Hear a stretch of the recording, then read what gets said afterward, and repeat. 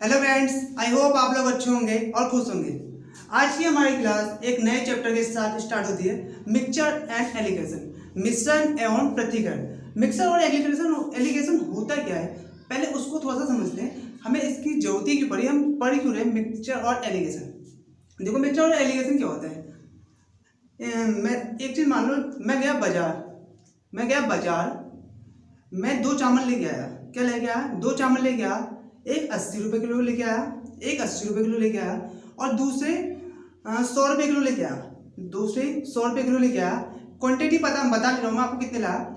उसको दोनों को मिला के, दोनों चावल को मिला के, दोनों को मिश्रण करके मैंने चावल बेचे 95 रुपीज़ के हिसाब से।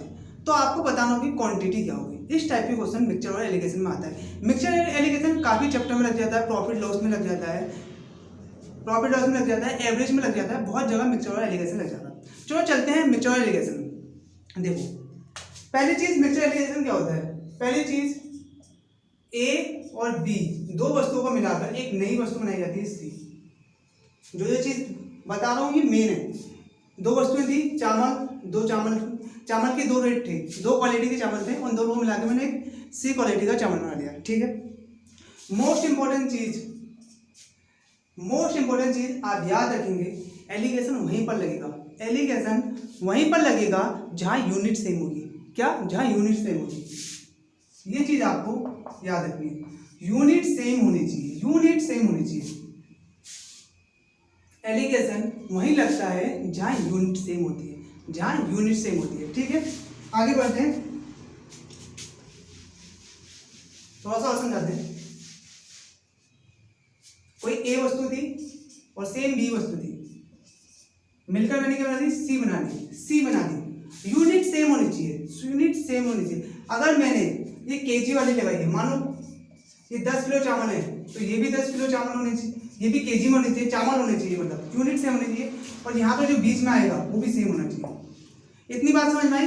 यूनिट हमेशा सेम होगी। यूनिट क्या होगी? सेम होगी। अगर ये केजी में है तो ये भी केजी में होगा, ये भी केजी में होगा। ठीक है।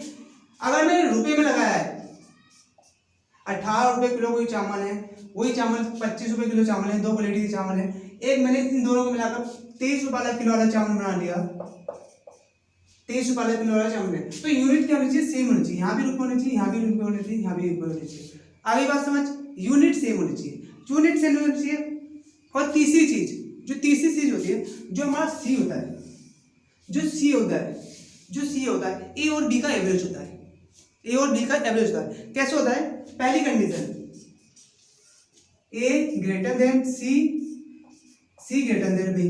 पहली कंडीशन तो ये हो सकती है, ए का मान सी से बड़ा होगा और सी का मान बी से बड़ा होगा। दूसरी कंडीशन क्या होगी? B greater than C greater than A. मतलब कहने का मतलब ये है, जो बी की वैल्यू आएगी हमेशा इन दोनों के बीच में आएगी। इतनी बात समझ में आ गई? जो बी की वैल्यू आएगी इन दोनों के हमेशा बीच में आएगी। और एलिगेशन लगता है कैसे? देखो,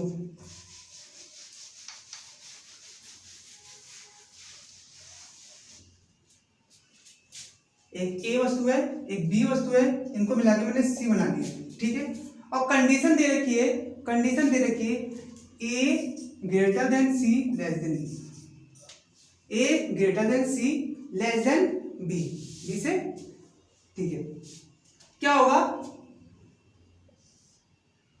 सी माइनस बी।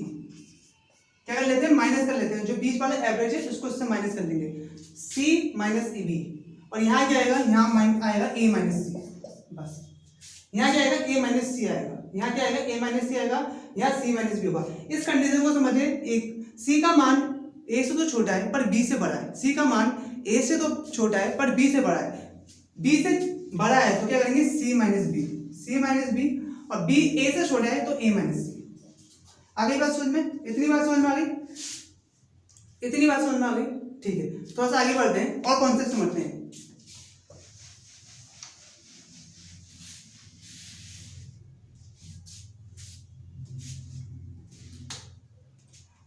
लिखते रहना। पहला कॉन्सेप्ट है,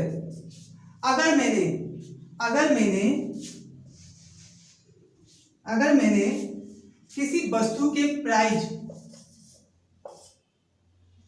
किसी वस्तु के प्राइस, जैसे मान लो ये चावल है, मान लो ये चावल है, ये चावल है, ये 20 रुपये किलो है, ये 20 रुपये केजी है, और ये 30 रुपये केजी है, 30 रुपये केजी है।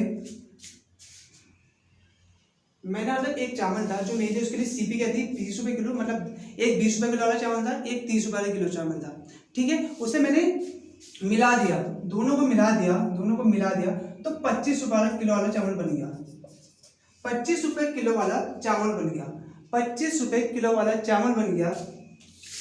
ये क्या हो जाएगा बी माइनस सी, और ये क्या हो जाएगा सी माइनस सी। जो रेशियो आएगा ये, जो ये रेशियो आएगा, जो ये रेशियो आएगा, जो ये वाला रेशियो आएगा, जो फाइनल रेशियो आएगा, अगर मैंने प्राइस का लगाया है, प्राइस का लगाया है तो हमेशा क्वांटिटी का आएगा। किसका आएगा? क्वांटिटी का आएगा या वेट का आएगा, आप लिख सकते हैं वेट का आएगा। अगर मैंने प्राइस में एलिगेशन लगाया है, प्राइस में एलिगेशन लगाया है तो जो रेशियो आएगा वो वेट का आएगा। बस ये छोटे छोटे जो कॉन्सेप्ट है आपको पता होना चाहिए। अगर मैंने प्राइस का रेशियो लगाया है, प्राइस में रेशियो लगाया, मतलब प्राइस में एलिगेशन लगाया है, प्राइस में एलिगेशन लगाया है, जो हमारा रेशियो आएगा वो हमेशा वेट का आएगा। अगली बात समझ में, ये पहला कॉन्सेप्ट हो गया, ठीक है।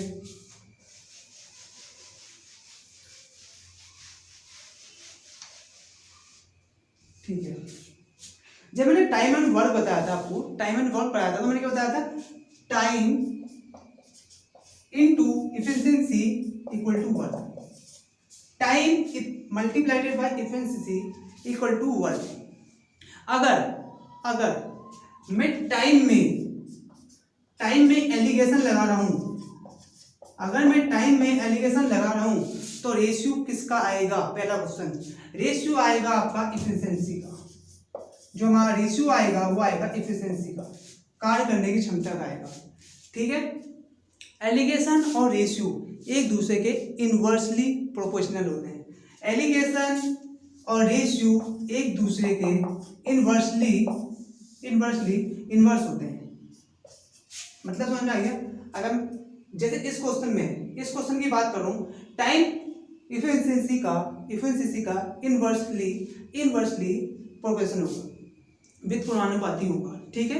एलिगेशन हर क्वेश्चन में लग जाएगा, टाइम एंड वर्क में भी लग जाएगा, प्रॉफिट एंड लॉस में भी लग जाएगा, टाइम स्पेंड डिस्टेंस में भी लग जाएगा, और एवरेज तक में लग जाता है एलिगेशन। एलिगेशन एक मेथड है, चैप्टर नहीं है एलिगेशन एक चैप्टर नहीं है, एलिगेशन एक मेथड है जो बहुत से क्वेश्चनों में लग जाता है। इसलिए एलिगेशन को आप चैप्टर मत समझे, एलिगेशन और मिक्सचर एक क्या है? कॉन्सेप्ट है, एक मेथड है, ठीक है। अब आगे बढ़ते हैं, time speed. Time multiplied by speed equal to क्या होता है? Time multiplied by speed equal to distance, यही तो होता है। Time multiplied by speed equal to distance. अगर मैं स्पीड में एलिगेशन लगा रहा हूँ, स्पीड में एलिगेशन लगा रहा हूँ, जो हमारा रेशियो आएगा, जो रेशियो आएगा वो किसका आएगा? टाइम का आएगा। जो रेशियो आएगा वो आएगा हमारा टाइम का। आ रही है बात समझ में? जो हमारा एलिगेशन जिसमें लगाएंगे उसके जो इनवर्स होता है उसका हमारा रेशियो आता है। जैसे मैंने प्राइस में लगाया किसी की वस्तु के प्राइस में एलिगेशन लगाया, तो हमारा जो रेशियो आएगा वो किसका आएगा? वेट का आएगा, पहला चीज। दूसरी चीज, अगर मैंने time into efficiency equal to work में लगाया, मतलब टाइम एंड वर्क के फॉर्मूले में लगाया, अगर मैंने टाइम में एलिगेशन लगाया तो रेशियो किसका आएगा? इफिशिएंसी का आएगा। आगे बात सुने, ऐसी टाइम और स्पीड एंड डिस्टेंस में, अगर टाइम में मैं एलिगेशन लगाता हूँ तो स्पीड का रेशियो आएगा, अगर स्पीड में एलिगेशन लगाता हूँ तो रेशियो किसका आएगा? टाइम का आएगा। इतनी बात समझ में आई आपके? ऐसी प्रॉफिट एंड लॉस में भी लग जाता है। कैसे लगता है देखो, मैं आपको बताता हूँ।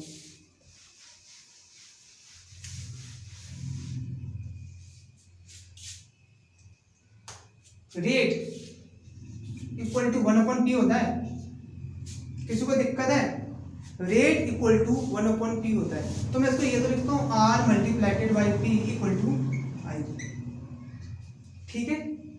तो रेट होती क्या है? रेट क्या होती है? मैंने पिछले लेक्चर में समझाया था कि रेट होती क्या है। जब मैंने सिंपल इंटरेस्ट और कंपाउंड इंटरेस्ट बताया था तो मैं रेट के बारे में आपको बताया था। रेट क्या होती है? प्रिंसिपल पे 1 साल का ब्याज या इंटरेस्ट। ठीक है। अगर मैं एलिगेशन रेट पे लगाता हूँ, एलिगेशन रेट पे लगाता हूँ तो हमारा रेशियो किसका आएगा, रेशियो किसका आएगा, हमारा रेशियो आएगा प्रिंसिपल का, रेशियो किसका आएगा, प्रिंसिपल का आएगा। अगर मैं एलिगेशन रेट पे लगाता हूँ तो रेशियो किसका आएगा, प्रिंसिपल का आएगा। चलते हैं आगे, अब आगे बढ़ते हैं। अगर मैं प्रॉफिट परसेंट की बात करूँ तो प्रॉफिट परसेंट क्या होता है, प्रॉफिट परसेंटेज कैसे निकालते हैं, प्रॉफिट अपॉन सीपी ऐसे तो निकालते हैं, क्रॉस मल्टीप्लाई कर ले रहा हूँ, profit percent multiplied by CP equal to P. इतनी बात समझ में आ गई। अगर मैं एलिगेशन प्रॉफिट परसेंटेज पे लगाता हूँ, जो हमारा रेशियो निकल के आएगा किसका आएगा, सीपी का आएगा। अगर मैं एलिगेशन प्रॉफिट परसेंटेज पे लगाऊंगा, जो हमारा रेशियो निकल के आएगा वो किसका आएगा, सीपी का आएगा। आगे बात समझ में आ गई। ये हमारी बेसिक सी चीजें थी, इस चैप्टर का ये बेसिक है। अगर ये चीजें आपको नहीं आती हैं तो थोड़ा टफ पड़ जाएगा, क्योंकि बेसिक कॉन्सेप्ट है, पता होना चाहिए कि आप एलिगेशन लगा रहे हैं तो निकलेगा क्या, रेशियो किसका निकलेगा। पहली चीज रिवीजन करा दो क्विक सा। पहला, अगर आप प्राइस में एलिगेशन लगा रहे हैं तो वेट का, अगर आप प्राइस में एलिगेशन लगा रहे हैं तो रेशियो किसका निकलेगा, वेट का निकलेगा। सेकंड, टाइम एंड वर्क की बात करते हैं। अगर टाइम में लगा रहे हैं तो किसका निकलेगा, इफिशिएंसी का निकलेगा। टाइम स्पेस डिस्टेंस का बात करते हैं। अगर आप टाइम में लगा रहे हैं तो रेशियो किसका निकलेगा, स्पीड का निकलेगा। आगे मैंने क्या बताया था, अगर आप प्रॉफिट परसेंटेज में एलिगेशन लगा रहे हैं तो रेशियो किसका आएगा, सीपी का आएगा। प्रॉफिट परसेंटेज में एलिगेशन लगा रहे हैं तो हमारा रेशियो किसका आएगा, सीपी का आएगा। लास्ट, अगर आप प्रॉफिट में और प्रिंसिपल पर एलिगेशन लगा रहे हैं तो रेशियो किसका आएगा, रेट का आएगा। ये कॉन्सेप्ट है। 1 2 3 4 5, ये 5 चीजें आपको पता होनी चाहिए एलिगेशन करते समय, ठीक है। ये तो मैन्युअली आपको पता होना चाहिए।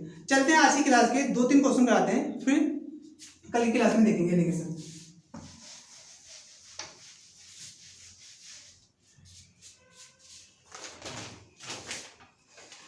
पहला क्वेश्चन है, शुगर का प्राइस। 2 प्रकार की शुगर है, ठीक है। क्या दे रखा है, शुगर, चीनी का प्राइस दे रखा है। 2 प्रकार की चीनी है। एक चीनी है 85 रुपए पर केजी, ठीक है। सेकंड है हमारी बी, जो बी टाइप की चीनी है, जो हमारी बी टाइप की चीनी है वो है 115 रुपए पर केजी। 2 टाइप की चीनी दे रखी है, एक चीनी है 85 रुपए पर केजी, दूसरी चीनी है 115 रुपए पर केजी के हिसाब से, ठीक है। इन दोनों को मिला लिया जाता है, एक नई चीनी बनती है, सी टाइप की चीनी मिलती है, जिसका रेट है 95 रुपी पर केजी। आगे बात समझ में। 2 चीनी है, एक 85 रुपए किलो की थी, दूसरी 115 रुपए किलो की थी, तीसरी, इन दोनों को मिलाकर जो तीसरी चीनी हमने बनाई है वो कितनी है, 95 रुपए किलो की है। तो अब आपको ये बताना है कि रेशियो निकलेगा किसका। मैं बता नहीं रहा हूँ रेशियो निकलेगा, पर क्वेश्चन में बताया जाता है कि रेशियो कैसे निकलेंगे। पर पहला क्वेश्चन मेरा ये है, रेशियो निकलेगा किसका। प्राइस की बात की गई है कि रुपए पर केजी, तो मतलब किसका निकलेगा, वेट का निकलेगा।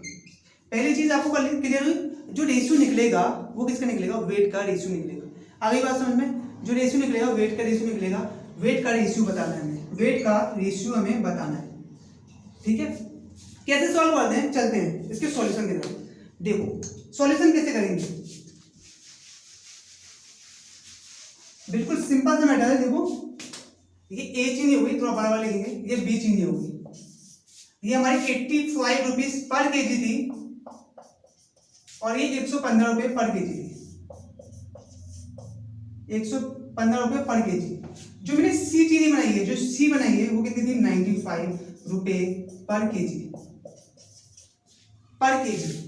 केजी, ठीक है। अब क्या करेंगे,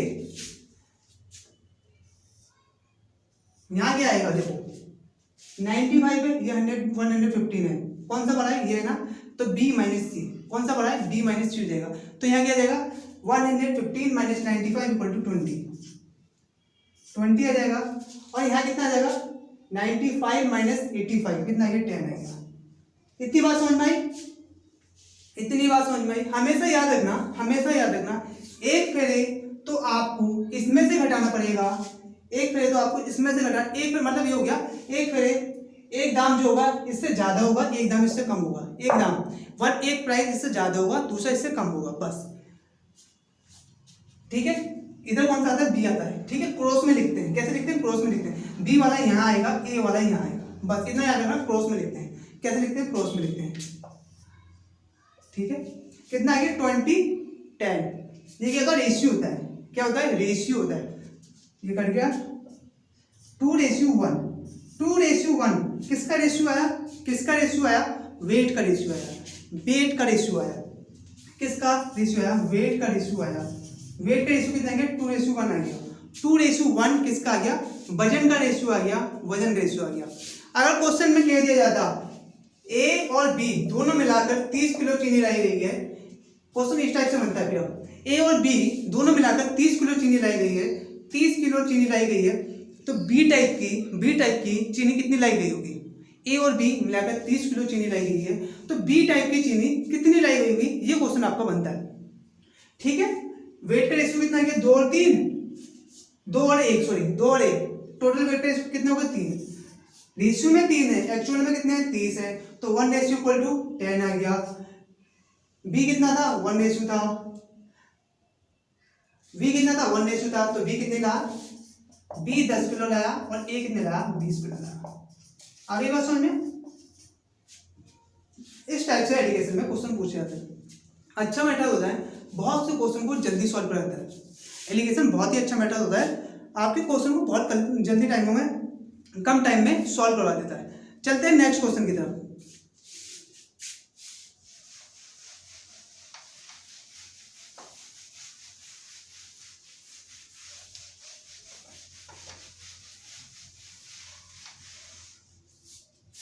नेक्स्ट क्वेश्चन है एक वस्तु। ठीक है, देखो क्या है। एक वस्तु है, पहली कंडीशन है इसे 20% प्रॉफिट पर बेचा जाता है। 20% प्रॉफिट पर बेचा जाता है, पहली कंडीशन है इसकी। सेकंड कंडीशन दे रखी है 20% के लॉस पे, 20% के लॉस पर बेचा जाता है।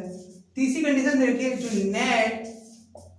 नेट रिजल्ट आ रहा है 1/2% का प्रॉफिट। ये नेट रिजल्ट है हमारा। दो वस्तुएं थी, पहले को 20% की प्रॉफिट में बेचा जाता है, दूसरे को 20% के लॉस पर बेचा जाता है, और आपका जो नेट निकलता है, क्या निकलता है? 1/2% का प्रॉफिट निकलता है। कैसे सॉल्व करेंगे? देखो कैसे सॉल्व करेंगे। ये हमारा ए हो गया, ये हमारा ए हो गया, ये बी हो गया। 20% के प्रॉफिट पे बेचा जाता है, 20% का प्रॉफिट हो गया। नेक्स्ट टाइम क्या हो रहा है? 20% का लॉस हो रहा है। क्या हो रहा है? लॉस हो रहा है। लॉस हो रहा है तो क्या लिखेंगे? माइनस लिखेंगे। लॉस हो रहा है तो क्या लिखेंगे? माइनस लिखेंगे। लॉस हो रहा है तो क्या लिखेंगे? माइनस लिखेंगे। इतना याद रखना आप, लॉस हो रहा है तो माइनस लिखेंगे। 12 1/2% कितना हो गया? 12 24 25, 25/2%। ये हो गया 25/2%। यहां तक बात समझ में आ गई? ये सी हो गया, जो नेट हो रहा था वो बीच में आ गया, 25/2% हो गया। एलिगेशन का एक बहुत ही अच्छा कॉन्सेप्ट होता है। आपने देखा अपॉन में 2 है, तो इसे भी 2 से मल्टीप्लाई कर दो, इसे भी 2 से मल्टीप्लाई कर दो, इसे भी 2 से मल्टीप्लाई। जितना अपॉन में हो पूरी इक्वेशन में, मतलब जितना सब कुछ दे रखा है उसमें मल्टीप्लाई कर दो। क्या होगा? 2 से 2 बढ़ गया, 2 से 2 बढ़ गया। ये कितना हो गया? 40%। 20 इंटू 2 तो कितना हो गया? 40%। मिटा के लिख दे रहा हूँ। ये कितना हो गया? 40%। ये कितना हो जाएगा? 20 इंटू 2 माइनस का 40%। कितना आ गया? माइनस का 40%। इतनी बात समझ में आ गई? और यहाँ कितना आ जाएगा? खाली 25%। यहाँ कितना आ जाएगा? 25%। यहाँ कितना आ जाएगा? 25% आ जाएगा। ठीक है, आप क्या करेंगे? 40 में से 25% माइनस करेंगे। इस बात से एग्री है ना आप लोग? 40 में से 25 माइनस करेंगे, क्यों? 40 बड़ा है, तो यहाँ कितना आ जाएगा? 15%। और यहाँ कितना आ जाएगा? यहाँ क्या करेंगे? यहाँ बताओ आप। 25 में से माइनस करेंगे कितना, -40 करेंगे, तो ये माइनस माइनस प्लस हो जाएगा, कितना हो जाएगा 65%, 65 हो जाएगा, परसेंट नहीं लिखेंगे, परसेंट नहीं लिखेंगे, कितना हो जाएगा 65 हो जाएगा, 65 हो जाएगा, कैंसिल आउट कर लें, हाँ 5 से काट ले रहे, ये 13 टाइम, ये 3 टाइम, जो आगे 13 और 3 आ गया, 13:3 आ गया, 13:3 आ गया, 13:3 आ गया, यहाँ तक किसी को डाउट, कोई डाउट नहीं, ये 13 और 3 किसका रेशियो है, क्वेश्चन फंस गया ना, 13 और 3 रेशियो आया किसका है, पहली चीज तो ये बनती है कि 13 और 3 रेशियो किसका है, मैंने आपको बताया था जब प्रॉफिट परसेंट में मैंने एलिगेशन लगाया है, जो हमारा रेशियो आएगा वो किसका आएगा, सीपी का आएगा, कितने किसका आएगा, सीपी का रेशियो आएगा। अगर मैंने प्रॉफिट परसेंट में एलिगेशन लगाया है तो रेशियो किसका आएगा, सीपी का आएगा, सीपी का आएगा।